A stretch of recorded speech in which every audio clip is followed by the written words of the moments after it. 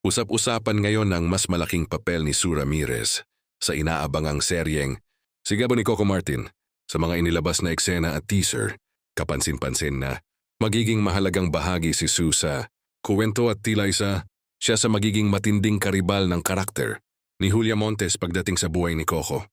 Dahil dito marami ang nagtataka kung magkakaroon ba ng love triangle sa pelikula at kung posibleng magkaroon din ng romantic scene sa pagitan nina Coco at Sue.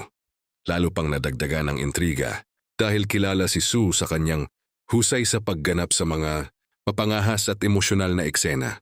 Sa official trailer ng Sigabo, makikita ang ilang maiinit at matitinding tagpo na lalong nagpa-excite sa mga manonood. Gayunman, wala pang malinaw na kumpirmasyon kung magkakaroon nga ng kissing scene sina Coco Martin at Sue Ramirez. Samantala, nananatiling isa sa pinakaabangang tambalan sa pelikula, ang real-life couple na sina Coco Martin at Julia Montes.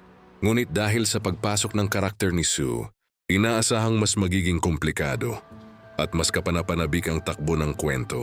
Abangan na lamang ang kabuuang serye upang malaman kung hanggang saan aabot ang karakter ni Sue Ramirez at kung magkakaroon nga ba siya ng espesyal na eksena kasama si Coco Martin na tiyak na pag-uusapan ng maraming fans